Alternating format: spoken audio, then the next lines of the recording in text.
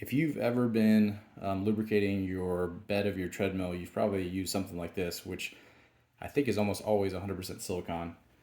And what you want to make sure that you never do is get this lubricant on or anywhere near the rubber belt that actually turns from your motor to your treadmill.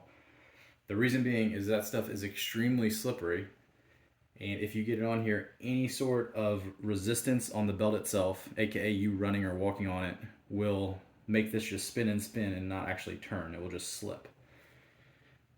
I obviously accidentally did this and got lubricant on this wheel, and I looked online for solutions, and everything got me about like 60% of the way there.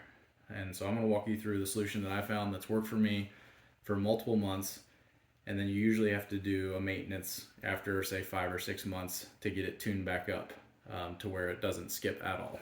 And what you need to do is first get yourself a plain paper towel and manually go in here with the unit completely turned off. Make sure it's completely turned off and unplugged so this does not actually accidentally turn, because I also know from experience that these things can really jack up your fingers if you get them caught in there. So make sure that can't possibly happen by unplugging it. And you go with your paper towel and you're going to manually turn this wheel and push up hard up against the belt itself to try to get as much of the excess silicone off that you possibly can. And you're going to want to keep turning this because it's going to get dirty and saturated with that oil. I don't know if you can see that. I'm sorry, I went the wrong way. You want to keep folding it, turning it over, get new towels. And you want to go in there. Mine has little ridges, so you want to maybe fold up little tiny pieces and go in there and get each individual little ridge. And then also go in here and make sure that you get the actual belt wheel off of the motor and off of the treadmill belt. Once you've done all that, you're going to go get more paper towels and some dish detergent with a little bit of water, and you're going to repeat the same steps. You're basically going to go through here, turn this until you get the belt, say 7 to 10 times all the way around, multiple times. Again, go in here, make sure you turn this and get the ridges on the actual wheels themselves.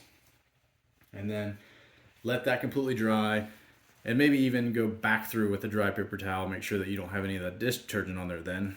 But even then, that's what I read on most tutorials, but it only got me about 60% of the way there. It would still skip if you were running really fast, or me being heavier, it would still create some skipping that made it very uncomfortable to use. Then through trial and error, I found out chalk. A simple stick of chalk solved all my problems. Basically what you're going to need to do is the same process. You're going to turn the wheel manually so that you can strike every single portion of the wheel with your chalk.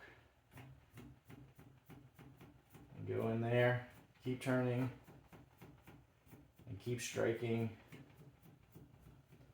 until you've gone all the way around and you return back to a portion of the belt that has the chalk on it. I won't go all the way around in the video, but I'll backtrack it here so you can see. I'm going and making sure the entire thing is covered with chalk, and then I go in here and do the same thing and strike the actual wheels themselves and turn it so it gets on the ridged belt wheels as well.